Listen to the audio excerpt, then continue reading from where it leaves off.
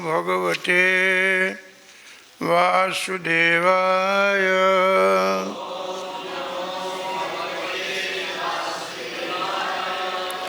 ॐ नमो भगवते वासुदेवाय।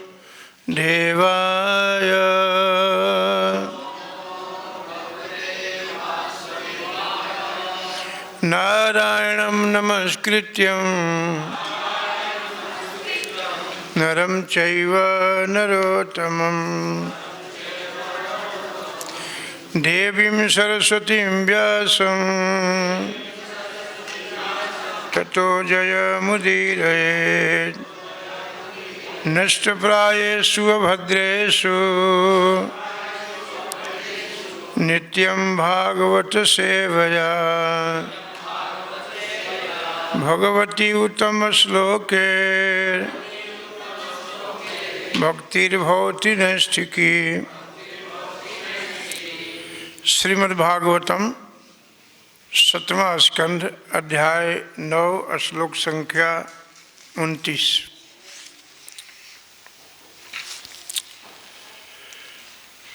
मत प्राण रक्षणम अनंत स्वभृत्य ऋषि वाक्यम विधिषु। क्षमा कीजिए, आगे चलेगा। यत् अवोचत असत् विवित्सु त्वम् ईश्वर मत अपर अवतु कमा। यही है ना? यही है, यही है। अच्छा, श्लोक की आवृत्ति कर लेते हैं। मत प्राण रक्षणम अनंत पितृबद्धस्य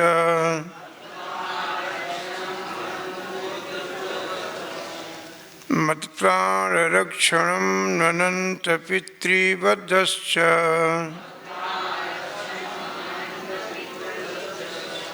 मन्ये स्वभृत्य ऋषिवाक्यमृतं विशन्।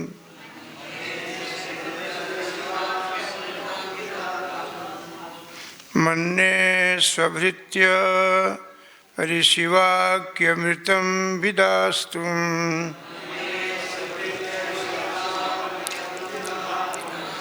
खड्गं प्रगुह्य यदवोचदशविविधस्तु।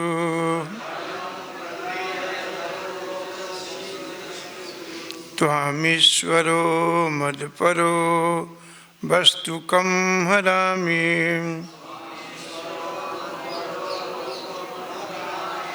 मत्प्राण रक्षणं अनंत पितृवधश्च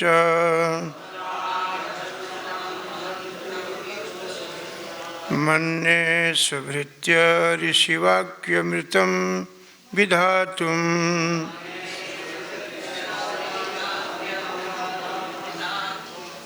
खड्गं प्रगुह्य यदवोचदशविधस्तु।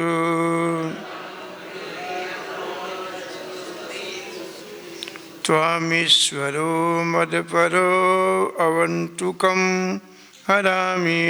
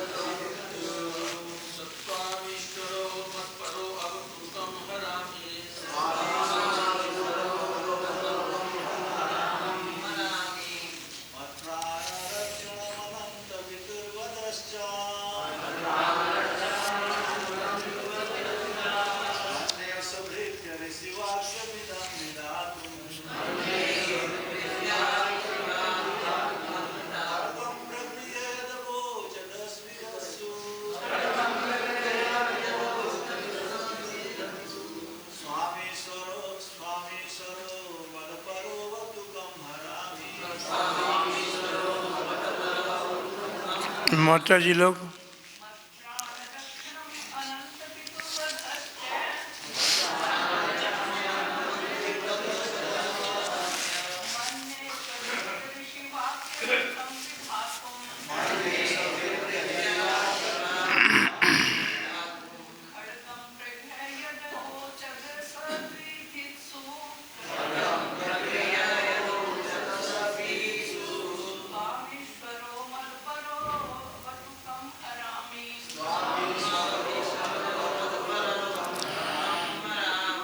मत प्राण रक्षणम, मेरे जीवन की रक्षा करके अनंत, हे अनंत असीम दिव्य गुणों के अगार, पितुः मेरे पिता का, बधश्च तथा बध, मन्ने मानता हूँ, स्वभृत्य आपके अनन्य दासों का, ऋषि वाक्यम तथा नारद मुनि के शब्दों को, ऋषम सत्य विधातुम सिद्ध करने के लिए, खड्गम तलवार, प्रगुह्य हाथ में धारण करके, यत चूँकि अवोचत मेरे पिता ने कहा, असत असत विसत्सु, बड़े ही अपवित्र ढंग से कर्म करने की इच्छा से, त्वाम तुमको, ईश्वर कोई परम नियामक, मत अपर मेरी अपेक्षा द्वारा कोई, अवंतु बचा ले, कम तुम्हारा सिर, हरामीम अब मैं छीन कर दूंगा। अनुवाद तात्पर्य प्रभुपाद जी के द्वारा। हे भगवान, हे दिव्य गुणों के असीम आगार, आपने मेरे पिता हिरण्यकशिपु का वध किया है और मुझे उनकी तलवार से बचा लिया है। उन्होंने अत्यंत क्षुद्र होकर कहा था, यदि मेरे अतिरिक्त कोई और परम नियंता है तो वह तुम्हें बचाए। अब मैं तुम्हारे सिर को तुम्हारे शरीर से काटकर अलग कर दूंगा। अतएव मैं सोचता हूँ कि मुझे बचाने तथा उन्हें मारने दोनों ही कार्यों में अपने अपने भक्तों के वचनों को सत्य करने के लिए ही कर्म किया है, इसका कोई अन्य कारण नहीं है। तात्पर्य में प्रभुपाद जी कहते हैं, भगवद गीता के 9वें अध्याय के 29 में भगवान कहते हैं, सम्मोहम सर्वभूतेषु न मे दिव्यस्ति न प्रिय, ये भजन्ति तुमां भक्त्या मयि ते तेषु चाप्यहम्। पूर्ण पुरुषोत्तम भगवान निस्संदेह समदर्शी हैं, न तो कोई उनके मित्र है और न कोई उनका शत्रु, किंतु मनुष्य भगवान से लाभ की कामना करते हैं। अतएव भगवान उन्हें देने में अत्यंत प्रसन्न होते हैं। विभिन्न जीवों के उच्च तथा निम्न पद उनकी ही इच्छाओं के अनुसार होते हैं, क्योंकि भगवान समदर्शी होने के कारण हर एक की इच्छा पूर्ति करते हैं।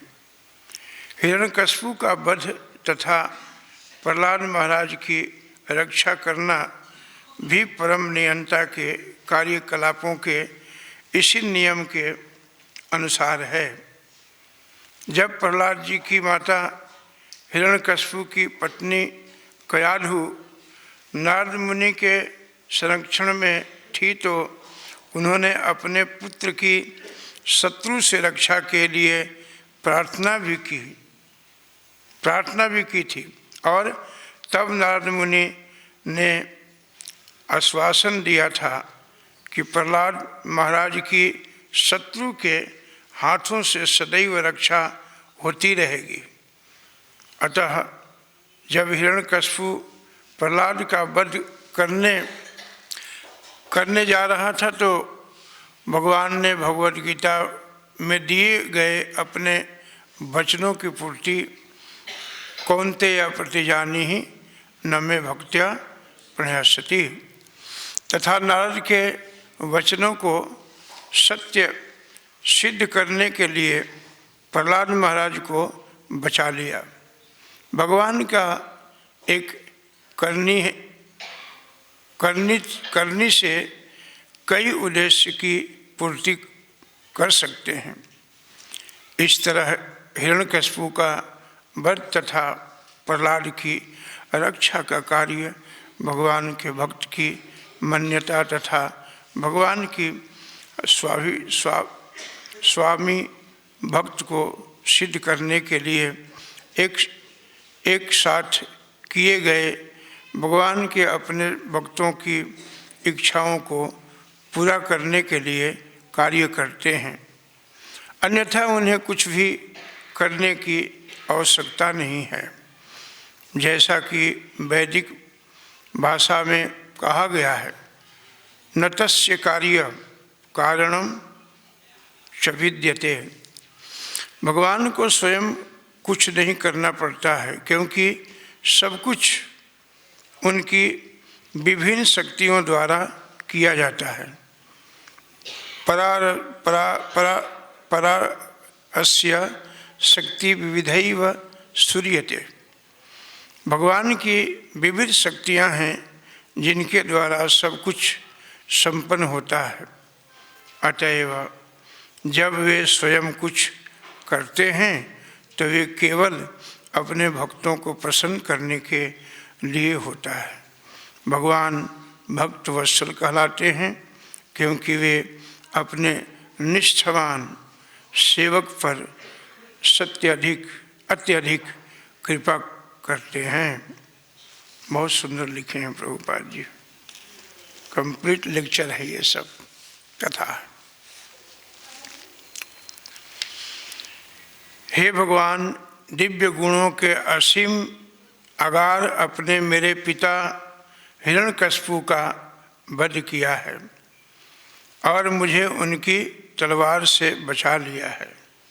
उन्होंने अत्यंत क्रुद्ध होकर के कहा था, यदि मेरे अतिरिक्त कोई परम नियंता है तो वह तुम्हें बचाए।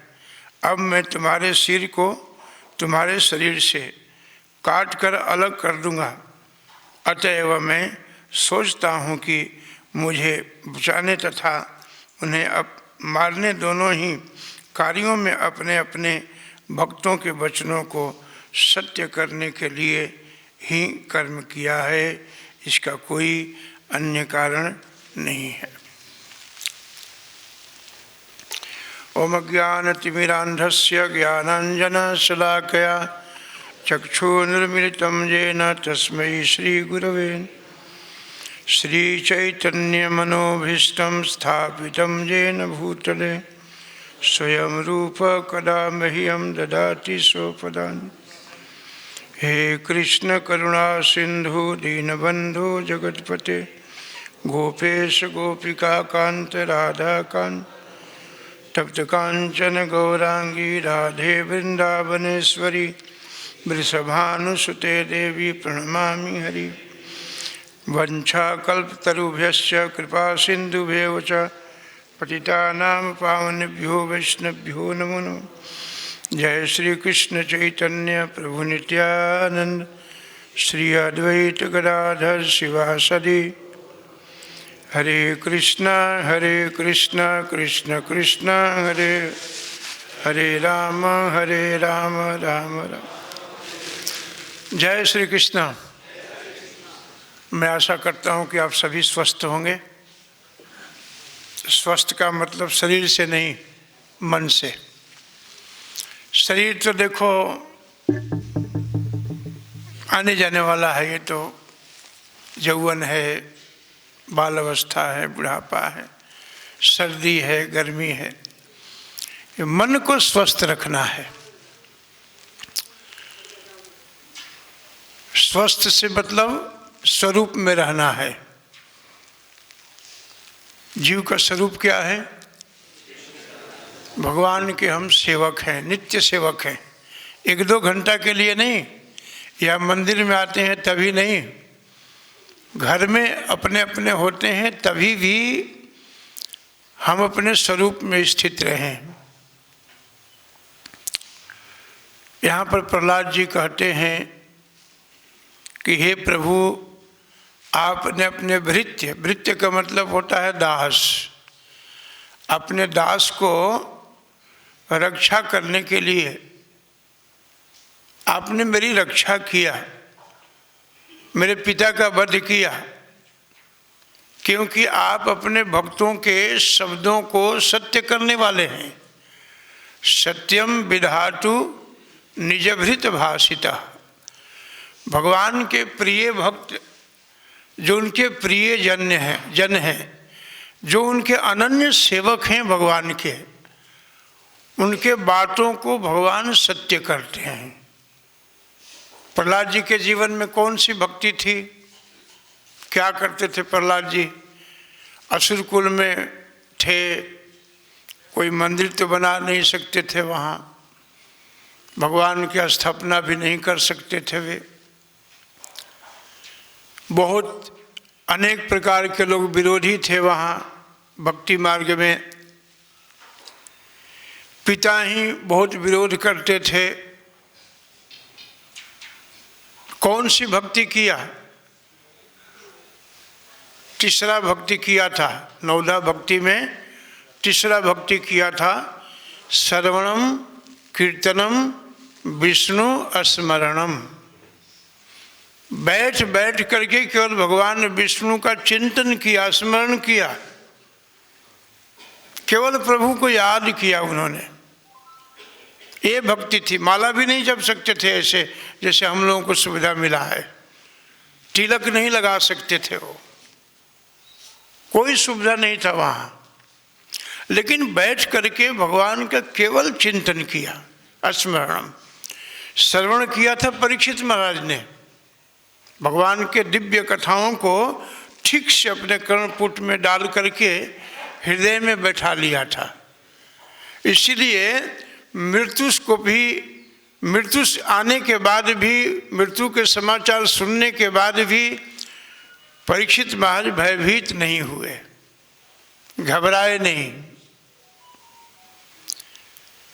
यदि शरीर में कोई रोग आ जाता है, किसी प्रकार का बीमारी है शरीर में, या डॉक्टर कह दे कि भाई अब बहुत दिन के आप यहाँ मेहमान नहीं हैं, तो व्यक्ति पहले ही घबरा जाता है।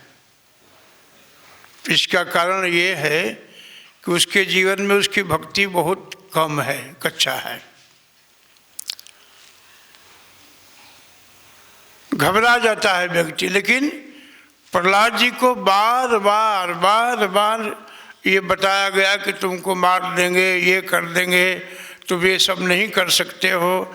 लेकिन प्रहलाद जी ने अपना कुछ भी नहीं छोड़ा। महाराज परीक्षित भी मृत्यु से घबराए नहीं। सुखदेव गोस्वामी ने केवल कीर्तन किया। क्या किया? कथा किया, केवल श्रवणम कीर्तनम, इसके बाद विष्णु स्मरणम, भगवान विष्णु का जो स्मरण था, जो चिंतन था, वो 24 घंटा बना रहता था। भय से नहीं, स्वाभाविक था। गीता में भगवान कहते हैं ना कि 4 प्रकार के जीव मेरा भजन करने आते हैं लोग। और तो दुखी लोग, अर्थार्थी, धन के इच्छा वाले, जिज्ञासु जो भगवान को जानना चाहता है, और ज्ञानी। ये 4 प्रकार के जीव आते हैं मेरे पास में। लेकिन अर्जुन ने इन्हें सुकृतिवान ही समझो, चाहे किसी भी भाव से मेरे पास आए, इनका सुकृति है जीवन में। उसी प्रकार प्रहलाद महाराज ने किसी भय से भजन नहीं किया। उनके अंदर स्वाभाविक भगवान के प्रति प्रेम था। ऐसा होना चाहिए, स्वाभाविक प्रेम हो भगवान से, प्यार हो भगवान से। स्वाभाविक मन चला जाता था भगवान के पाद पद्मों में, निरंतर हमेशा भगवान के चरणों में रहता था ये। अरे क्षमा करना प्रभु आप लोग। ले बच्चा कैसे बंद होगा, इसको था बंद करना। आज था इसको बंद कर, अपने पास रख लो। हरे कृष्णा कृष्णा कृष्णा हरे हरे, हरे राम हरे राम। तो प्रहलाद महाराज की जिस अवस्था में भी रहते थे, वो प्रहलाद महाराज क्या करते थे कि भगवान का चिंतन बना रहता है था दिल दिमाग में। आप हम सबको भी बहुत सहज है। शरीर तो वृद्ध हो सकता है, रोगी भी हो सकता है, जीर्ण भी हो सकता है, लेकिन शरीर में जो रहता है उसकी बुढ़ापा नहीं आती है। शरीर का जो मालिक है, शरीर में जो रह रहा है भगवान, उसकी बुढ़ापा बिल्कुल नहीं आती है, वो जवान रहता है। आप देखते हैं ना हमारे आश्रमों में, यानी इस्कॉन में वृद्ध व्यक्ति भी नाचने का कोशिश करता है, देह को हिलाता है खूब, क्योंकि अंदर से जवान है, वो यौवन है। भगवान की बुढ़ापा नहीं आती है कभी। तो शरीर का जो मालिक है, ईश्वर है, वो तो जवान है बिल्कुल। तो आपकी शरीर की अवस्था कुछ भी हो, मन को स्वस्थ रखना है, और मन की भी बुढ़ापा नहीं आती है। मन कहाँ बूढ़ा होता है? शरीर जितना मर्जी मरासन पर पड़ जाए, मरने वाला हो, फिर भी मन जवान रहता है। एक व्यक्ति था, शायद कभी सुने होंगे आप लोग किसी संत से। एक व्यक्ति था, वो मरने की तैयारी में था, मरने वाला ही था। तो सोचा कि मरने जा रहा हूँ तो किसी से मिल लेता हूँ, अपने बच्चों से अंतिम दर्शन करूँ उनका मैं। तो जब वो कहा कि भाई अब तो मेरी बहुत अंतिम क्षण है ये, अब ये बताओ कि मेरा बड़ा बेटा कहाँ है? तो बोला कि पिताजी मैं यहीं पर हूँ, आपके सामने खड़ा हूँ मैं। तो छोटा वाला कहाँ है? बीच वाला। बोले कि पिताजी मैं भी यहीं खड़ा हूँ। भाई छोटा वाला कहाँ है? सबसे नाम रखते हैं, रिंकू पिंकू टिंकू सब नाम रख देते हैं उल्टे सीधे सब। वो छोटा वाला कहाँ है? बोले कि पिताजी मैं भी आपको चरणों में ही खड़ा हूँ। उस बूढ़ा व्यक्ति ने जो मरने जा रहा था, उसने कहा कि जब तुम तीनों यहीं पर हो तो दुकान में कौन है? ला, इसका मतलब कि मन की बुढ़ापा नहीं है, मन जवान है उसका। वो जा रहा है, उसकी चिंता लगी है कि पैसा ना खिसक जाए हाथ से। प्रहलाद महाराज के जीवन में ऐसा नहीं था कुछ भी। धीरे धीरे सत्संग के माध्यम से, संतों के संग के माध्यम से, भागवत जी के चिंतन के माध्यम से, जप के माध्यम से धीरे धीरे संसार में जितनी रस्सी से हम बंधे हैं, उस रस्सियों को काटना है। विद्यते हृदय ग्रंथि, हृदय से जो गांठ लगी हुई है पुत्र इत्यादि के प्रति, भाई के प्रति, बंधु बांधवों के प्रति, घर मकान के प्रति, देश के प्रति, नाम के प्रति जो भी हमारे अंदर जो गांठ बनी है, रस्सी जो लगी है, इसको विद्यते हृदय ग्रंथि छिद्यन्ते सर्व संशया। इसको धीरे धीरे सत्संग के माध्यम से काटा जा सकता है, इसको समाप्त किया जा सकता है। प्रहलाद ने संसार के सारे रस्सियों को काट दिया था। प्रभुपाद जी बताते हैं ना, इसमें अनुवाद में कहते हैं कि जब माता कयाधु ने प्रार्थना किया कि इसकी रक्षा होती रहे, क्योंकि कयाधु का हरण करके इंद्र ले जा रहे थे, भगवान नारद जी ने उनकी रक्षा किया, तो उन्होंने प्रार्थना किया था। तो प्रार्थना के बाद में नारद जी ने यही बात कही कि इस बालक को हर क्षण सुरक्षा रहेगी, असुरों से या इनके दुश्मनों से कोई इनको हानि नहीं पहुंचा सकता। उस बात को सत्य करने के लिए भगवान सत्यम विधातु निज, निज माने अपना, भृत्य माने दास, अपने सेवक के बात को सत्य करने के लिए भगवान दोनों को यहाँ रक्षा कर लिए हैं। प्रहलाद जी को रक्षा करके, बचा करके उनकी रक्षा किया, और हिरण्यकश्यप भी भगवान का परम भक्त था, उसको मार करके उसको मुक्ति दे दिया प्रभु ने। भगवान का मारना और भगवान का प्यार करना दोनों एक जैसा ही है। इसीलिए नारद जी के जीवन में जो चिंतन था, स्मरण जो था, विष्णु स्मरणम, और किसी का स्मरण नहीं। सुखदेव जी लिखते हैं, कहते हैं केवल विष्णु का स्मरण करते थे वो। भगवान विष्णु का याद करना, चिंतन करना आप बड़ा सहज है, मन को लगाना है। शरीर आपका कहीं भी रहे, मन आपके प्रभु के पाद पद्मों में लगा रहे। श्री राधा गोविंद प्रेमे सदा लेना भासी। तुलसी जी का जब हम प्रार्थना करते हैं तो तुलसी जी से यही प्रार्थना करते हैं कि राधा गोविंद जो हैं, जो श्याम सुंदर जी हैं, राधा माधव जी जो हैं, उनके पाद पद्मों में हमारा मन लगा रहे, ऐसा कुछ इंतजाम करना है तुलसी महारानी। दीन कृष्ण दासे कया ए जन मोरे हाय,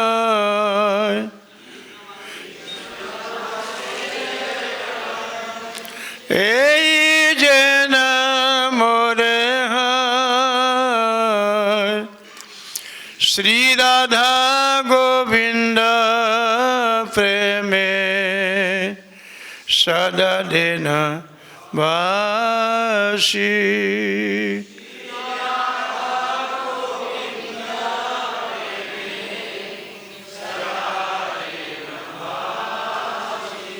मन लगा रहे प्रभु के पाद पद्मों में, चिंतन बना रहे उनके साथ, हम जुड़े रहें उनके साथ में। प्रहलाद जी चाहे हाथी के पैर से कुचलवा दो, या पहाड़ों के नीचे फेंक दो, या अग्नि में जला दो, शरीर से बिल्कुल अलग हो गए थे। मन प्रभु में लग गया था। यदि मन प्रभु में लग जाए ना, तो शरीर की अवस्था से भूल जाता है व्यक्ति। शरीर के रोग भी उसको प्रभावित नहीं कर पाता है, यदि भगवान के पाद पद्मों में उसका मन लगा है तो। प्रभुपाद जी तात्पर्य में लिखते हैं भीष्म पितामह के विषय में कि कोई भी ऐसा शरीर का अंग नहीं था जहाँ अर्जुन का बाण नहीं चुभा था। शरीर में बाण के सज्जा पर ही लेटे थे वो। कोई ऐसा जगह नहीं था जहाँ अर्जुन के बाण नहीं लगा था।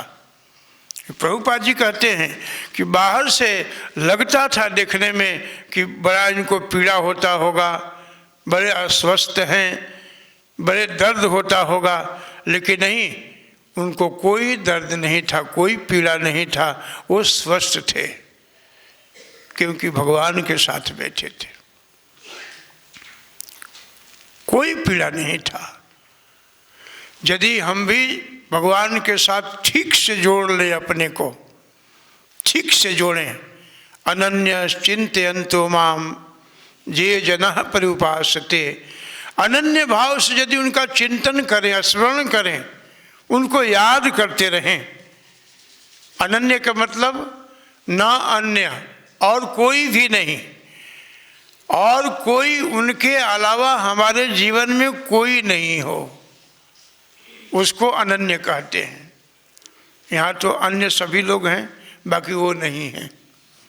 हम जब भी करते हैं ना तो हिसाब कुछ मन और कुछ लगाता रहता है, जोड़ घटाव करते रहते हैं हम लोग, उसको अनन्य नहीं कहते हैं। संसार में आपने क्या बना लिया, कितना बना लिया, कितना आपने इकट्ठा कर लिया, उसका कोई मूल्य, कोई महत्व नहीं है मृत्यु के सामने। क्योंकि मृत्यु सर्वहरस चाहम, मृत्यु जब आती है तो सब कुछ छीन लेती है जबरदस्ती, सब कुछ अपहरण कर लेती है, चुरा लेती है। तो उसके सामने से कोई मूल्य नहीं है। मूल्य क्या होगा? यदि आपने ठीक से संतों के साथ बैठ करके हरे कृष्ण कृष्ण कृष्ण हरे राम राम। 100% सत्य यही है, 110% सत्य यही है, इसका कोई पूछताछ नहीं है। हम सब जितने वैष्णव हैं, हम सबको बहुत सावधान होना चाहिए इन प्रसंगों को सुन करके। ये प्रहलाद जी की स्तुति है, प्रार्थना है, ये अपने माध्यम से हम सबको शिक्षा प्रदान करते हैं। भगवान का स्मरण करते रहो अनन्य भाव से। अनन्यस चिंतयन्तो माम, मेरी अनन्य भाव से चिंतन करते रहो। कोई बीच में ना आ जाए, केवल मैं मतलब भगवान और जीव के बीच में कोई वस्तु नहीं, कोई ऐश्वर्य नहीं, कोई भोग नहीं, बीच में कोई नहीं, उसको अनन्य कहते हैं। अनन्य का मतलब एक ब्रजवासी बता रहे थे एक बार कि अनन्य का मतलब कह रहे थे कि एक ब्रजवासी बेचारा सीधा साधा होता है, वो रास्ते में बैठा था, कोई संत जा रहे थे अपने शिष्यों के साथ में, आगे आगे एक शिष्य था। शिष्य ने कहा, भाई तुम रास्ता छोड़ो, हमारे गुरुजी आ रहे हैं, रास्ता साफ करो। बोले क्यों? बोले कि हमारे गुरुजी अनन्य भक्त हैं भगवान के, रास्ता मार्ग दे दो। उसने कह दिया ब्रजवासी ने कि भाई तुम्हारे गुरुजी अनन्य हैं तो मैं बनन्य हूँ।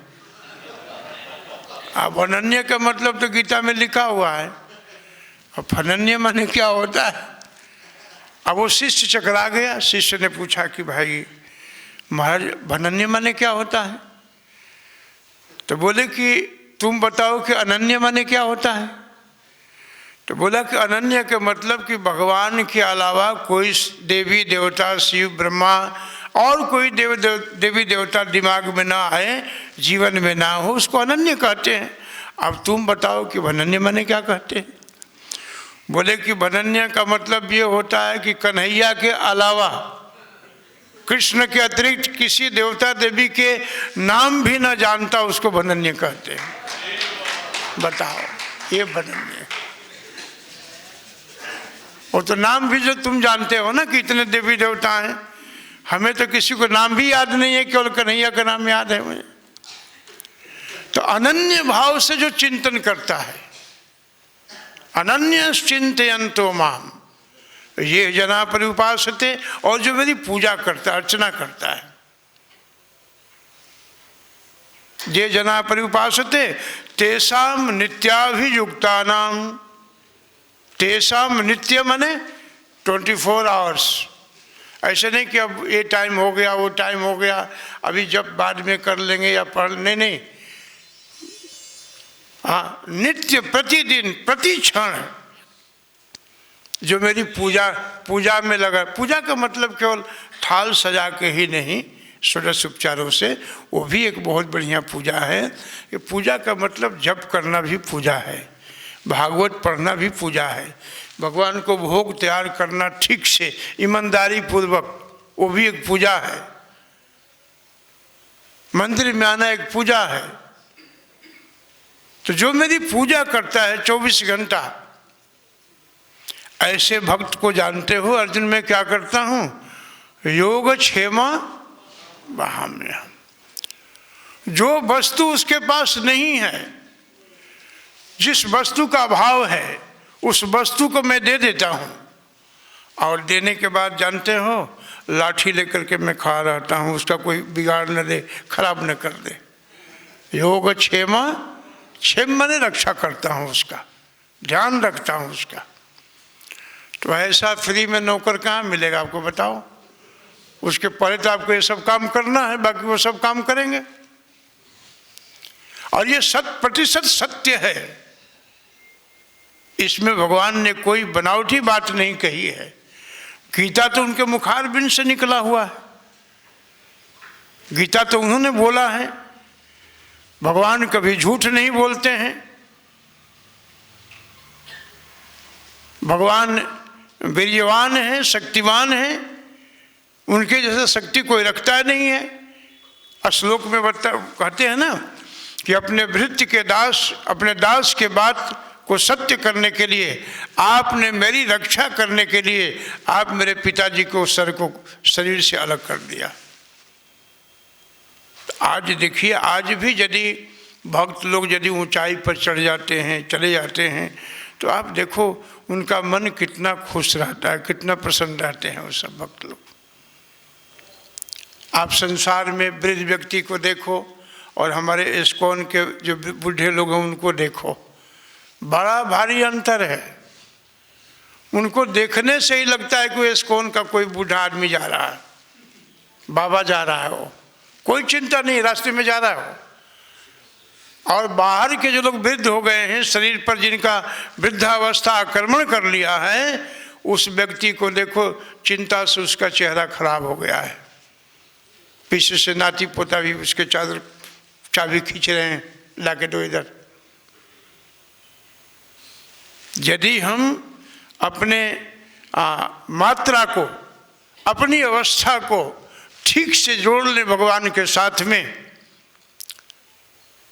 तो आप समझें कि आपको चिंता हरण भगवान है। चिंता तो रहने नहीं देंगे, जिस जिस वस्तु की अभाव होगी वो भी सब कुछ दे देंगे, और दे करके उसका ध्यान रखेंगे आपका। आप मंदिर में आते हो ना, वो घर से ही ध्यान रखना चालू कर देते हैं आपका, इसका कोई अनिष्ट न हो जाए। ऐसे कर्मानुसार कोई कर्म में विशेष बात लिखी हो तो भगवान उसका प्रभाव भी कम कर देते हैं। भगवान सुहृद हैं, भगवान मित्र हैं। अपने भृत्य जनों का, अपने दास जनों पर विशेष कृपा करने वाले प्रभु कभी अपने कृपा को हटाते नहीं हैं। एक भजन में गाते हैं, गौरांग तुम्ही मोरा दया न छाड़ी है। वो कभी दया को त्याग नहीं करते हैं भगवान। अपनी दया को, अपनी कृपा को, अपनी करुणा को कभी त्याग नहीं करते हैं। करुणावान है प्रभु। बस शर्त यह है कि प्रहलाद जी के जैसा हमारा चिंतन बने, यही प्रार्थना करते रहें प्रभु से। चिंतन बने, भगवान के साथ जुड़े हम सब, उसके योगक्षेम का वाहन करते हैं। कई एक ऐसे भागवत जी में प्रसंग है जो भगवान उनकी रक्षा करते हैं। प्रहलाद जी के देखे जीवन में कितनी रक्षा किया। बड़े बड़े पहाड़ों से लेकर के बड़े बड़े जलाद पहलवान, कितने बड़े पहलवान थे कि प्रहलाद को हाथ से मसल सकते थे, लेकिन वो जलादों ने कुछ नहीं बिगाड़ पाया। केवल चिंतन था, केवल स्मरण था, भगवान को याद करते थे। बाहर से फेंका, नीचे प्रभु ने उसको रोक लिया, अपने गोद में ले लिया। हाथी के पैर से कुचलवाने की कोशिश किया, प्रहलाद जी बच गए वहां से। विष पान करने को दिया, उस विष ने अमृत का काम कर दिया। मीरा जी के भी प्रसंग में यही है। उनके पति ने, राणा ने जब विष दिया तो पीवत मीरा हांसी रे, मीरा जी ने पी करके और मुस्कुराने लगी, हंसने लगी। वो अमृत का काम किया। अग्नि किसकी रक्षा करती है? अग्नि तो सबको जला देती है। अग्नि सबको जलाने में समर्थ है, लेकिन प्रहलाद जी उसी अग्नि में बहुत बढ़िया से आराम से बैठे थे। वही अग्नि प्रहलाद जी को शीतलता दे रही थी, और वही अग्नि प्रहलाद के जो बुआ थे उसको जला दिया, होलिका को। केवल चिंतन का प्रभाव है, कोई मंत्र नहीं था, कोई जादूगर नहीं थे प्रहलाद जी, कोई चमत्कार भी नहीं था। केवल भगवान को बैठ करके चिंतन किया, याद किया।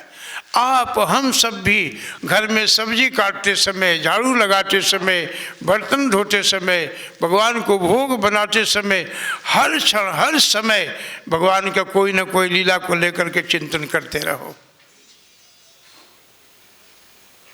गोपियां तो पानी भरते भरते भी, पानी भरना हो या झाड़ू लगाना हो, घर को साफ करना हो, सास ससुर की सेवा करना हो, कन्हैया बैठा रहता था मन में। यदि भगवान बैठे हैं, यदि प्रभु बैठे हैं, दो अवस्था है, दो चीज़ों में आनंद है, एक विषयानंद और एक ब्रह्मानंद। विषयानंद जो है संसार में है, कभी कभी बच्चों को खिला करके, उनके साथ बैठ करके, बातचीत करके, घूम करके भी थोड़ा आनंद आता है, क्षणिक आनंद आता है।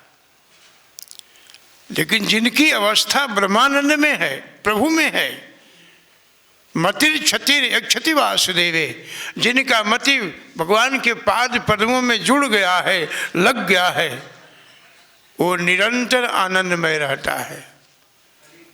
कभी उसके मन में खिन्नता नहीं आती है। संत लोग सुबह उठते हैं, मन प्रसन्न रहता है, कोई चिंता नहीं रहती है। क्यों? क्योंकि उनके पास एक ही मेडिसिन है, और सब रोग का दवा एक ही है। वो क्या है? इस कलयुग में हरे कृष्णा कृष्ण कृष्ण हरे हरे राम हरे। योगक्षेम का वाहन करते हैं। इतने आपत्ति विपत्ति आने के बाद भी प्रहलाद जी बिल्कुल डरे नहीं, खुश रहे। प्रभु है ना, उन पर भरोसा रखें, हम विश्वास रखें, अपने मन को टिका करके रखें प्रभु पर। यही भक्ति है। प्रहलाद जी के पिताजी को जब हिरण्यकशिपु को प्रभु ने मार दिया, तो भगवान ने पूछा कि प्रहलाद अब बताओ तुमको मैं क्या दूं? प्रहलाद ने कहा कि प्रभु आपने मेरे पिता को मार दिया है ना, आप डर गए हैं लगता है। बोले नहीं नहीं नहीं, मेरे मन में इच्छा है कि तुमको कुछ मैं दूं। क्या चाहिए तुम्हें? एक दो नहीं, सभी देवता लोग वहाँ आकर के उपस्थित थे। सभी देवताओं ने स्तुति भी किया है एक एक श्लोक में। किसी की जाने की ताकत नहीं पड़ती है कि उनके पास पहुंच जाऊं। देवताओं की बात छोड़ दीजिए, लक्ष्मी जी भी डर गई हैं। ब्रह्मा जी कहते हैं आप जाइए, उनके साथ रहती हैं। बोले मैंने ऐसा रूप में कभी रहा नहीं, मैं नहीं जा सकती।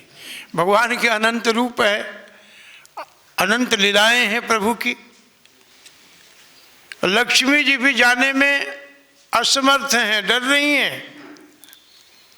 ब्रह्मा जी के कहने के बावजूद बार बार ब्रह्मा जी निवेदन के रूप में कहते हैं आप जाइए, आपको देख करके हो सकता है क्रोध शांत हो जाए। जैसे पति देवता लोग जितना मर्जी बाहर में क्रोधित हों, घर में पहुंचते उनका दिमाग ठंडा हो जाता है बिल्कुल। आपको देख करके हो सकता है हो जाए। बोले कि नहीं नहीं, ऐसा भयानक दर्शन मैंने कभी किया नहीं जीवन में, मैं नहीं जा सकती। लेकिन प्रहलाद के जीवन में कोई डर नहीं था, कोई भय नहीं था। भयापहा जस्या वै सूर्यमाणानाम कृष्णे परम पुरुषे भक्तिरुत्पद्यते पुंसाम शोक मोह भयापहा। यदि भक्ति महारानी हृदय में आ गई हैं, बैठ गई हैं, तो तीन चीज को दूर कर देती हैं भक्ति जी। क्या करती हैं? शोक, जो मन में शोक संतप्त रहता है हमेशा। कोई वस्तु प्राप्त हो गया तभी शोक है, नहीं प्राप्त हुआ तभी भी शोक है। इस शोक को दूर कर देती हैं भक्ति महारानी। शोक, मोह, मोह का मतलब होता है अज्ञान, आसक्ति, गलत चीजों में मन लगा लेना, संसार में मन को बैठा लेना। इस मोह को भी भक्ति महारानी काट देती हैं।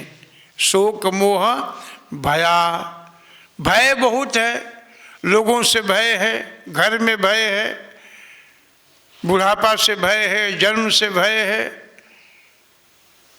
मृत्यु से भय है। इस भय को भी दूर कर देती है भक्ति महारानी। कब? यस्या वै सूर्यमाणानाम, जब भगवान के विषय में ठीक से हम सुनते हैं, ठीक से धारण करते हैं, तब तीनों चीजों से जीव मुक्त हो जाता है। प्रहलाद जी के जीवन में कोई भय नहीं था। आप सब पीछे सुने भी होंगे, आगे सुनेंगे भी। कोई भय नहीं है। प्रहलाद जी से प्रभु पूछते हैं, प्रहलाद तुमको क्या चाहिए बताओ, कौन सी संपदा, क्या दे दूं मैं तुम्हें? सभी देवता लोग उपस्थित हैं। धीरे से प्रभु ने प्रहलाद से कहा, प्रहलाद जी नहीं मांग रहे थे तो धीरे से कहा, तुमको ब्रह्मा बना दूं? ब्रह्मा जी डर गए, वहीं बैठे थे चार। ब्रह्मा जी डर गए, ब्रह्मा बना दूं तुमको? तो प्रहलाद जी शांत हैं, ये सब कुछ चाहिए नहीं था।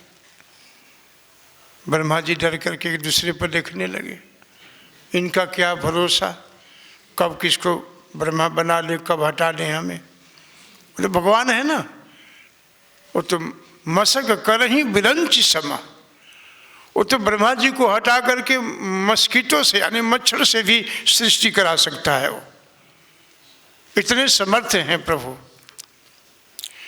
मशक कर ही बिरंची समा, बिरंची माने ब्रह्मा, उनके जैसा बना सकते हो। ब्रह्मा जी एकदम कांपने लगे। जब प्रहलाद जी नहीं बोले तो प्रभु ने कहा, तो चलो कोई बात नहीं, इंद्र का पद दे दूं। इंद्र तो बिल्कुल आंखों में पानी आ गया। इंद्र ने कहा कि इनका क्या भरोसा, अब इसको बैठा दे।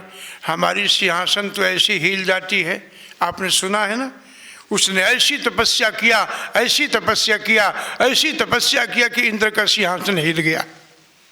तो उनका सिंहासन तो हिलता रहता है, क्या भरोसा। चंद्र बनाऊं, वरुण बनाऊं, कौन कौन देवता का पद दूं तुम्हें? प्रहलाद जी ने कहा कि प्रभु ये सब कुछ भी नहीं चाहिए, अब कछुनाथ न चाहिए मोरे।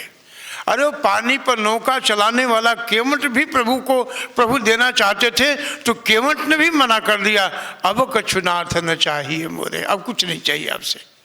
क्या चाहिए? आपसे केवल भक्ति चाहिए, दीन दयाल अनुग्रह थोड़े, अनुग्रह चाहिए, आपकी कृपा चाहिए, आपकी कृपा बनी रहे हमारे ऊपर। बार बार प्रभु पूछते हैं प्रहलाद से कि क्या चाहिए बेटा, बता क्या चाहिए, देने में मुझे अच्छा लगेगा, सुख मिलेगा, मुझे बड़ी शांति मिलेगी यदि तुम मांगोगे तो। प्रभु बार बार पूछने के बाद में प्रहलाद जी ने बड़े मधुर स्वर से, करुणा भर के स्वर में कहा कि प्रभु यदि मैं कुछ आपसे मांगूं तो आप मुझे दे दोगे? बोले कि बिल्कुल मैं दे दूंगा, मैं झूठ कभी नहीं बोलता हूँ। तुम बताओ चाहिए क्या? तुम्हें प्रहलाद बेटा, तुम्हें मांगने में विलम्ब हो सकती है, मुझे देने में विलम्ब नहीं है बिल्कुल, तो मांग करके देखो। प्रहलाद जी ने कहा कि तब 3 बार हाँ कह दीजिए, देंगे? प्रभु ने कहा देंगे, देंगे, हाँ देंगे, देंगे? अरे हाँ भाई देंगे तुमको, बताओ क्या चाहिए? बोले कि प्रभु मैं आपसे मांगता हूँ। प्रहलाद जी ने अपने हाथ को बांध लिया। विनम्र तो पहले से ही थे, सारी इंद्रियां विनम्र हो गई, प्रभु के पाद पद्मों में लग गई। और प्रहलाद ने कहा, प्रहलाद ने पहले सोचा कि लगता है कि हमारे हृदय के कक्ष में कुछ मांगने की कामना रह गई है, अंदर में कुछ इच्छा छुपी हुई है। प्रहलाद ने बोल दिया उस शब्द को जो सोचता था, उसको बोला कि प्रभु हमारे हृदय के कक्ष में, हमारे हृदय के आंगन में यदि कुछ मांगने की इच्छा रह गई हो, कुछ धन की इच्छा रह गई हो, यश ख्याति की इच्छा रह गई हो, मन में कुछ भौतिक वासनाएं रह गई हों, तो आप उसको निकाल करके साफ कर देना, यही मेरा मांग है आपसे। ऐसी भक्ति किया उन्होंने, ऐसी मांगा। ये केवल चिंतन का प्रभाव है। मैं आप सबको उसी बात पर, प्रभुपाद जी का जो संदेश है, प्रहलाद जी का जो प्रार्थना है, उसी बात में ले जा रहा था कि आप सब वैष्णव हैं, संत हैं, सभी गुरु दीक्षित हैं, बड़े अच्छे संस्था से लगे हैं। इस्कॉन के जैसा प्रमाणित अथराइज, इतना सुंदर, इतना सुगम, जल्दी प्रभु मिलने वाले और कहीं रास्ता नहीं है। बहुत सुंदर ढंग से आप लोगों ने, बड़ा पुण्य है हम सब का, बड़ा सुकृतिवान है हम सब कि ऐसे संस्था, ऐसे गुरु से हम लोग जुड़े, प्रभुपाद जी से। हम लोगों को चिंतन करते रहना चाहिए, भगवान को याद करते रहना चाहिए। यही प्रहलाद जी की स्तुति है, यही प्रार्थना है। इनको भागवत को पढ़ते भी रहना चाहिए, कहीं भी पढ़ सकते हैं, अपने घर में पढ़ सकते हैं। संत लोग तो बैग में रख लेते हैं, जहाँ टाइम मिलता है वो उलाट के देख लेते हैं। इसका दर्शन करना भी, भागवत जी का दर्शन करना भी भगवान का दर्शन है ये। तो बहुत बहुत धन्यवाद आप सबका। भगवान आप सबको सुखी रखें, स्वस्थ रखें। हरे कृष्णा।